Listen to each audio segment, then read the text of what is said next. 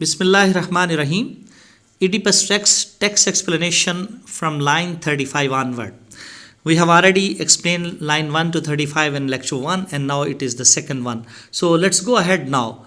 You are not one of the immortal gods we know, yet we have come to you to make our prayer as to the man surest in the ways in mortal ways and wisest in the ways of God. Oedipus हम जानते हैं कि तू भी कोई न मरने वाला देवता नहीं है, आफाकी नहीं है, इंसान है हमारी तरह से, लेकिन हाँ ये बात डेफिनेट है कि देवताओं की निगाह में तुम सबसे ज़्यादा अक्लमंद हो। यहाँ तक हम ऑलरेडी बात कर चुके हैं। अब 39 लाइन पे चलते हैं। You saved us from the sphinx, तुमने हमें उस मॉन्स्टर, फीमेल मॉन्स्टर से, स्फिंक्स मीन फीमेल मॉन्स्टर थी जिसका सारे इंसानों जैसा था और धड़ शेर जैसा था, तुमने हमें उनसे बचाया। दैट फ्लिंट इज सिंगर, और वो अनयील्डिंग थी, किसी के काबू में आने वाली नहीं थी, अनयील्डिंग स्फिंक्स थी।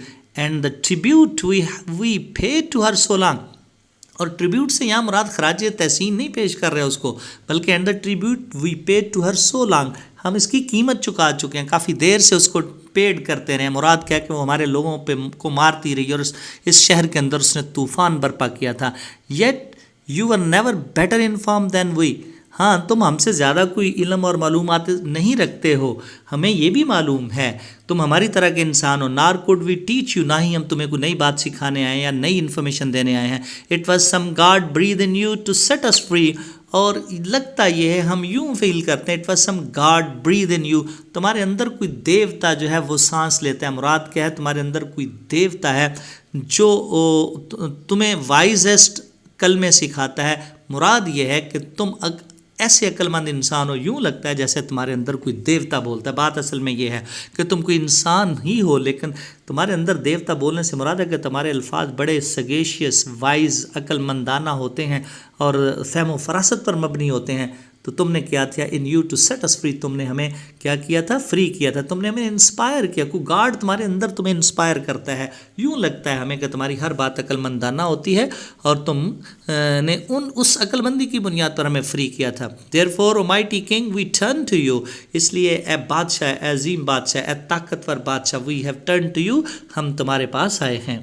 Find us our safety, find us our safety, find us a remedy, हमारे लिए हमारी हिफाजत की कोई राह ढूंढो। फाइंड अस अवर सेफ्टी, हिफाजत का कोई इंतज़ाम करो। फाइंड अस अ रेमेडी, या फिर उसका कोई सोल्यूशन, उसकी कोई क्योर, उसकी कोई ट्रीटमेंट, उसका कोई बचाव करो हमारे लिए। Find us a remedy, remedy से यहाँ मुराद यह है हमारे लिए कोई हल निकालो। Whatever by council of gods और man, whether you just go and indulge with the man, मुराद क्या है कि जाओ जाके इंसानों के साथ गुफ्तगू करो, मशवरा करो। Whether by council of the guards और मैन, इंसानों से मशवरा करो या देवताओं से मशवरा करो, या उनसे एडवाइस लो या इंसानों से एडवाइस लो, अपने वजीरों मशीरों से बात करो। But it is all to you, go to the gods और man, just go them to them and help us. A king of wisdom tested in the past, तुम एक ऐसे हमारे लिए अक्लमंद बादशाह हो, एक ऐसे अक्लमंद देवता हो जिसको हम ऑलरेडी टेस्ट कर चुके हैं इन द पास, ज़माना माजी में भी तुम हमारे काम आ चुके हो, क्योंकि तुम ही ने हमें स्फिंक्स से महफूज किया था, बचाया था, इसलिए हम तुम्हें टेस्ट कर चुके हैं, तुम ट्रायल में पूरे उतर चुके हो। Can act in a time of trouble, और तुम एक्ट कर सकते हो in the time of trouble. In the time of trouble से यहाँ मुराद क्या है कि ऑलरेडी हमने स्फिंक्स से छुटकारा हासिल कर लिया है, और तुम्हारे वाइजेस्ट और अक्लमंदाना फ़ैसलों से और तुम्हारे उन खूबसूरत जवाबात ने जो स्फिंक्स ने पूछे थे और तुमने जवाब दिए, उसने जो पूछा था कि वो कौन सी चीज़ है जो सुबह के वक्त 2 टांगों पर चलती है, दोपहर के वक्त 3 टांगों पर चलती है और शाम के वक्त 4 टांगों पर चलती है, तो इसका कोई जवाब नहीं दे पा रहा था। लेकिन ईडिपस तुम इतने अक्लमंद हो तो कि तुमने उसकी रिडल का, इस पहेली का आंसर किया, और तुमने कहा कि वो इंसान है, बचपन में सुबह का वक्त बचपन होता है और वो उस वक्त 4 पाँव पर चलता है। मुराद आपने 2 बाजुओं पर और 2 पाँव पर, हाथों और पाँव पर बच्चा चलता है, तो इससे ये पता चलता है कि वो 4 टांगों पर चल रहा है। और दोपहर के वक्त जब वो जवान हो जाता है तो उसको 2 टांगों पर चलता है, उसकी जवानी का वक्त दोपहर से रिलेट है। और शाम के वक्त जब वो बूढ़ा हो जाता है तो एक हाथ में छड़ी पकड़ लेता है, जिसे हम डंडा कहते हैं, वो छड़ी लाठी पकड़ लेता है और फिर 3 टांगें हो जाती हैं।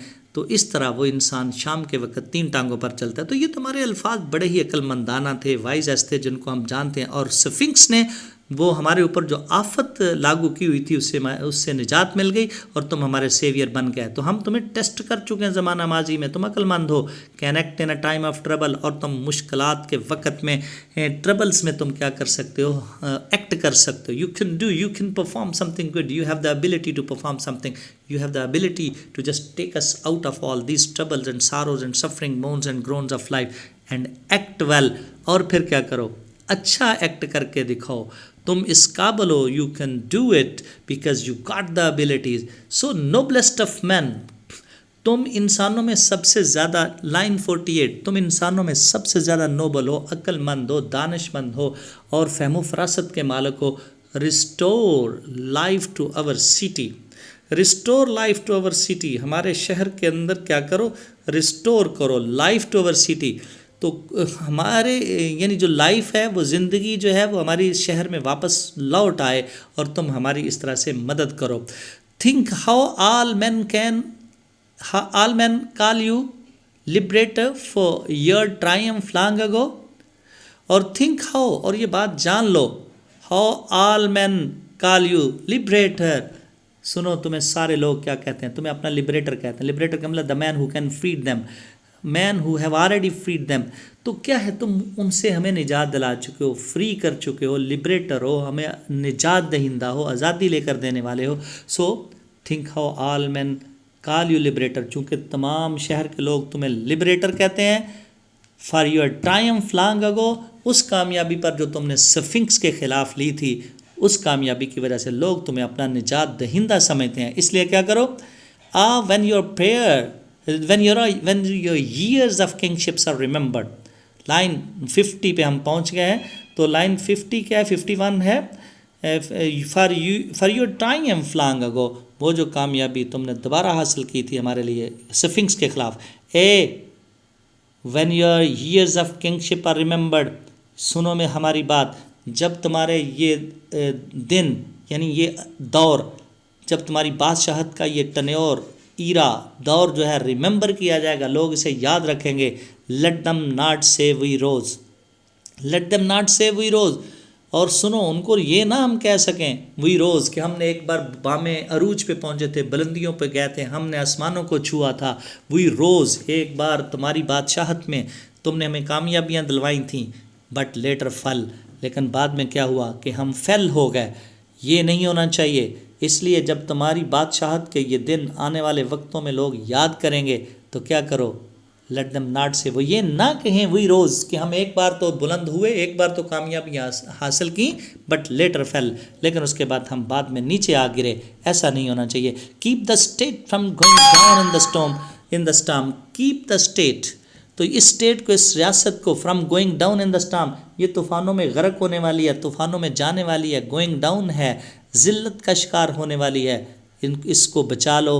Once years ago with happy augury you brought us fortune, और तुम्हें याद होगा कि once years ago, कई साल पहले, with happy augury, augury का यहाँ मुराद है happy omen, happy sign है, खुशकुन ओमन से, शगुन से, साइन से, अलामतों से तुमने क्या किया था। you brought us fortune, तुम हमारे लिए किस्मतें लेकर आए थे, मुराद क्या, खुशबख्तियाँ लेकर आए थे, तुम हमारे लिए आज़ादी लेकर आए थे, स्फिंक्स से भी आज़ाद करवाया था, और जब हमारा बादशाह मर गया था तो हमने तुम्हें अपना बादशाह मुंतखब किया था। तो तुम्हारा ये सारा जो ईरा था, वक्त था, ये हमारे लिए खुशियों का वक्त था। बी द सेम अगेन, हम तुमसे दरख्वास्त करते हैं वैसा ही दोबारा करो, बी हो जाओ द सेम अगेन, उसी तरह, मुराद क्या, do something in the similar way as you have already done for us, जो तुम हमारे लिए पहले कर चुको वही हमारे लिए एक बार दोबारा करो। क्यों? No man question your part to rule the land, no man can question your part to rule the land, कोई शख्स ये सवाल नहीं तुम्हें करेगा, ना ही करता है। नो मैन क्वेश्चंस, कोई तुम्हें सवाल नहीं करता। योर पार, तुम्हारी ताकत के मतलब, टू रूल द लैंड, कि तुम किस तरह इस मुल्क के ऊपर हुकूमत कर रहे हो। मुराद क्या कि कोई तुम्हारे सामने नहीं आता, किसी की ताकत नहीं है, किसी की जुर्रत नहीं है, सब तुम्हें मानते हैं, तुम्हें लिबरेटर जानते हैं और तुमसे तौक़ुआत रखते हैं, इसलिए कोई तुम्हारे खिलाफ उठकर खड़ा नहीं हो रहा, कोई तुमसे सवाल नहीं कर सकता, कोई तुम्हें ऑब्जेक्ट नहीं करता, एतराज़ नहीं करता।